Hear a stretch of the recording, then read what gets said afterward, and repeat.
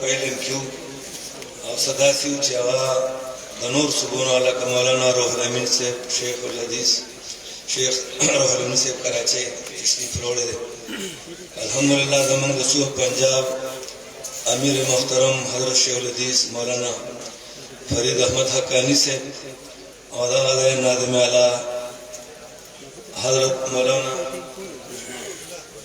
ولی اللہ سے جاجروی جلال حضرت جاجروی شیخ رحمت اللہ علیہ فرزند اور سو پنجاب ناظم اعلیٰ دے دارنگ دا سو بلوچستان علماء سن علماء طول موجود دی اور آئی بیان بکی انن رسدہ وزو مشایخ ہوتا دائی دا خدمت کے درخواست کوم چے لگ من سر آگئی دی چے ناس تی تکلیفی نو آدھے لوگوں تے برداشت کی اور انشاءاللہ دور خبجو پوری دا بیان دی بیا ماسپہین محمد ماخام رسو وقفائی وقدا شانہ لکھی دیشی منگو وقفا اونکو لکو دا ورد ددری دی نندرے مورد دو سبا خوبس اختتامی دعا دا منگو انشاءاللہ کوشش دا کو چه طول علماء بیان نوشی علماء تم درخواست دادے چاگئی دا وقت رضاکت خیال اساتی اور من سرا تعاونو کی چه طول علماء کرامو بیان نوشی اور طول مرگری داغینا مستفید شی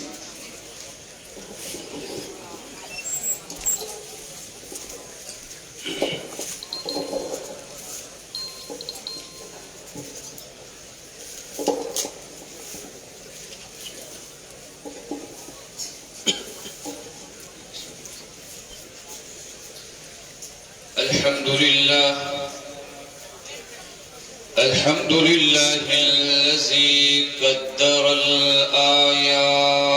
الآيات والصلاة والسلام على من أرسل بالبراهين والبينات أما بعد فأعوذ بالله من الشيطان الرجيم بسم الله الرحمن الرحيم أمر ألا تعبدوا إلا إياه ذلك الدين القيم ولكن أكثر الناس لا يعلمون قال النبي صلى الله عليه وسلم القرآن حجة لك صدر ذی وقار حضرات علماء کرام اور جمعیت اشاعت توحید و سنہ کے ساتھ وابستہ غیور اراکین اہمیت دین کے عنوان پر چند باتیں آزاد کشمیر کی نمائندگی کرتے ہوئے حاضری مقصود ہے۔ دنیا کے اندر ذی شعور انسان، عقل مند انسان جب کوئی معمولی قیمتی چیز مارکیٹ سے یا بازار سے خریدتا ہے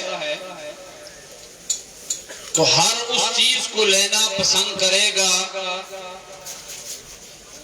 کہ جس کی کوئی سند ہو، کوئی ادارے کا مستند ہو، اس پہ رسید ہو یا وہ گارنٹیڈ ہو، اور ایسی چیز جس کی کوئی رسید نہیں، کوئی گارنٹی نہیں، نہ صرف خود اس سے بچتا ہے بلکہ دوسروں کو بھی بچنے کا کہتا ہے، تو دنیا کے اندر سب سے قیمتی چیز ہے وہ اللہ کا دین ہے۔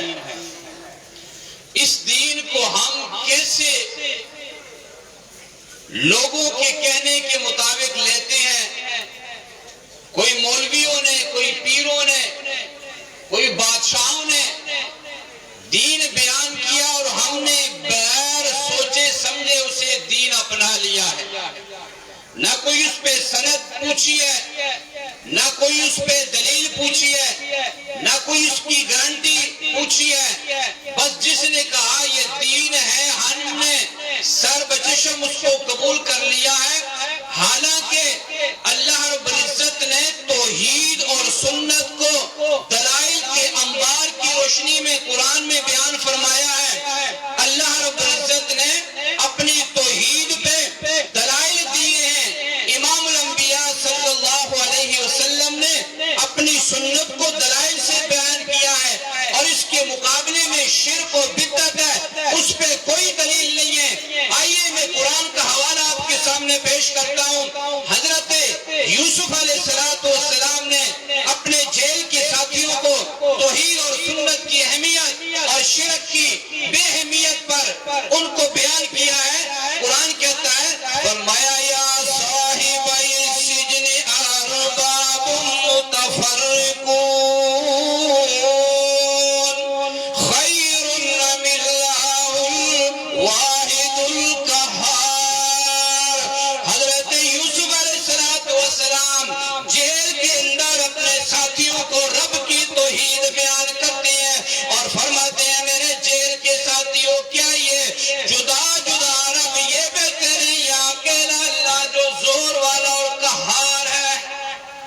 شیخ القرآن مولانا غلام اللہ خان نور اللہ بیان کرتے تھے ارباب متفرقون، اے لوگوں یہ جدا جدا ربوبیاں یہ تم نے جو بنائی ہوئی ہیں، اور میرا رب تو وہ ذات ہے جو رب السماوات والارض ہے، میرا رب وہ ہے وہ رب المشارق والمغارب ہے۔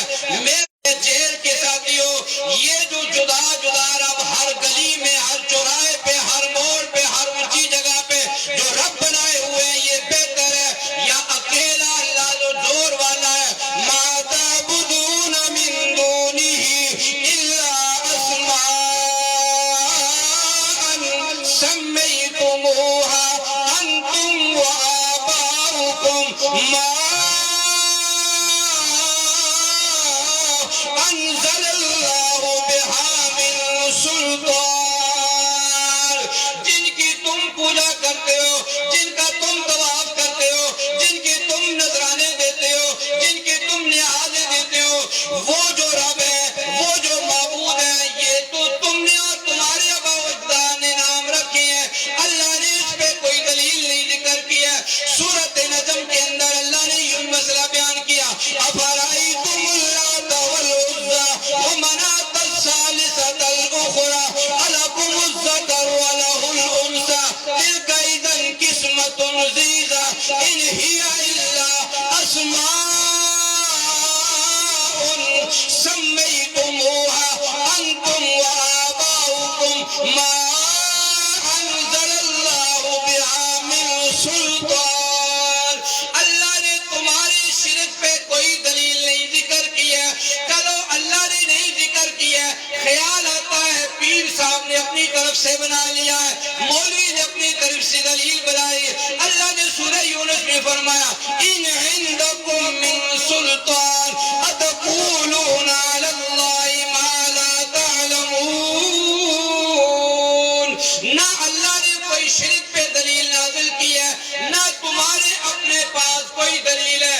آئیے میں قرآن کا ایک حوالہ ذکر کرتا ہوں۔ سورۃ زخرف کے اندر اللہ نے فرمایا اگر کسی پیر کے پاس کوئی دلیل ہوتی ہے، کسی مولوی کے پاس دلیل ہوتی ہے شرک پہ، تو امام الانبیاء صلی اللہ علیہ وسلم کے پاس ہوتی۔ اللہ نے سورہ زخرف میں اپنے پیارے پیغمبر صلی اللہ علیہ وسلم سے اعلان کروایا، میرے محبوب پیغمبر آپ اعلان کر دیجئے قل ان کان للرحمن ولد، قل ان کان للرحمن ولد، اگر رحمان کا کوئی نائب ہوتا، اگر رحمان کا کوئی بیٹا ہوتا، اگر رحمان کا کوئی شریک ہوتا، میرے محبوب پیغمبر آپ پھر اعلان کر دیجیے نا فَأَنَا أَوَّلُ الْعَابِدِينَ۔ تو آمنہ کا لال صلی اللہ علیہ وسلم سب سے پہلے اسے سجدہ کرتا۔ جب کائنات کے اندر آمنہ کے لال صلی اللہ علیہ وسلم نے اللہ کے علاوہ کسی کو سجدہ نہیں کیا ہے،